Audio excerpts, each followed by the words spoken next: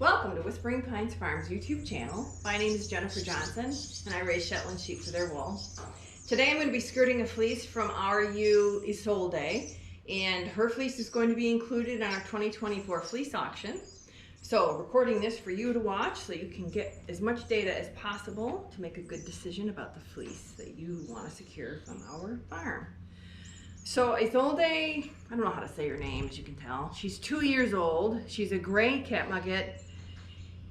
She's got one spot on the top of her head, bless her, nowhere else. And she brewed really easily. Really dense fleece here. I mean, it's like just a real compact. So in that situation, I always will say, I'm gonna lightly flick the tips and the base,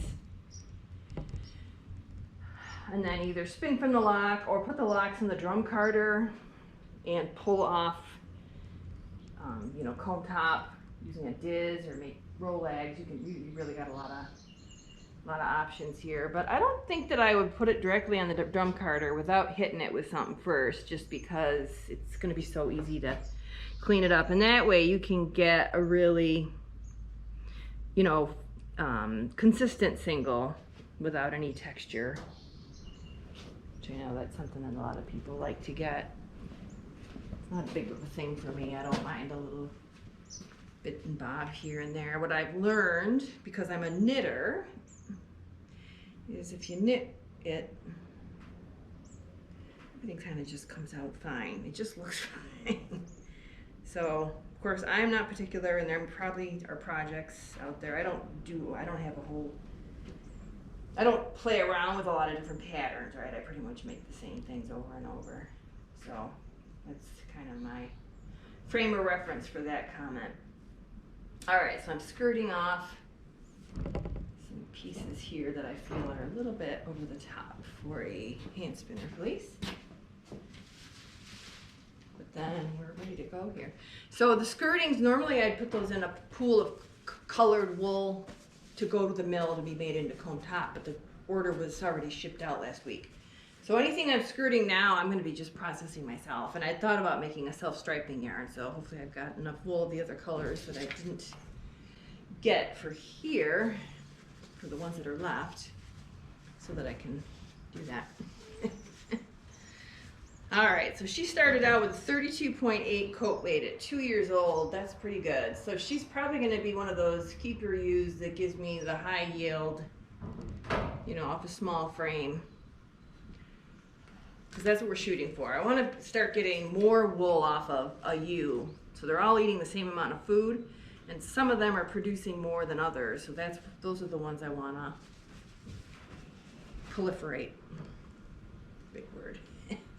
All right, let me see. So Isolde is the opera year. I think that's a Wagner. Tristan und Isolde or something like that.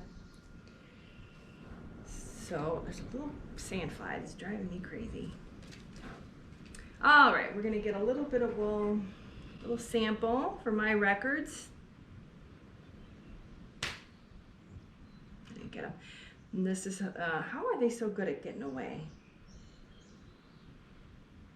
Just know. So I keep this little box of cards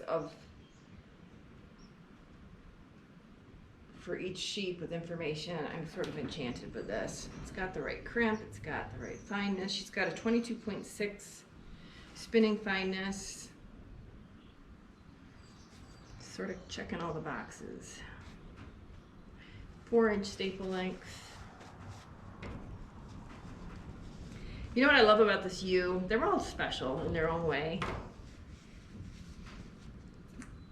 She always looks so grumpy. She's not flighty, she's not wild. Like, she stood in the stand for me just as nicely as could be. But she just always looks like she's putting up with me. I love that. I love these girls that's kind of, hopefully that was it, they're kind of a little more independent. So I'm flipping it over so we can get a good idea of the color. You're going to get a beautiful spectrum of color with this fleece. Oops, I found a little more here. Beautiful color spectrum on this fleece. There's the darker gray, you got some lighter gray, medium over here. The tips have this white to them. They're kind of white at the base. Not sure why, not sure how to explain that, but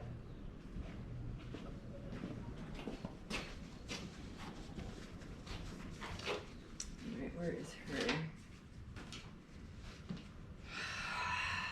Oh, here it is, okay.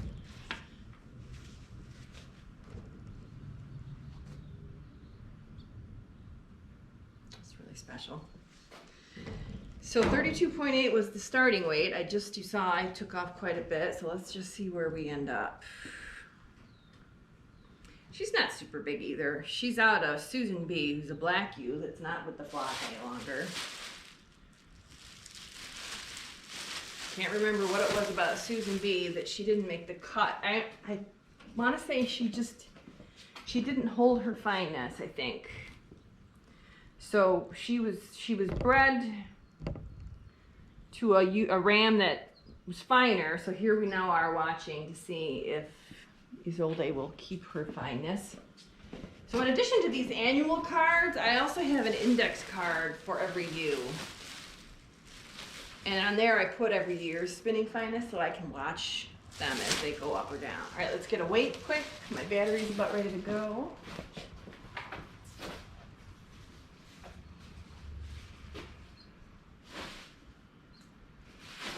.5. I didn't lose that much, did I? Yeah, about 1 ounce. 31.5.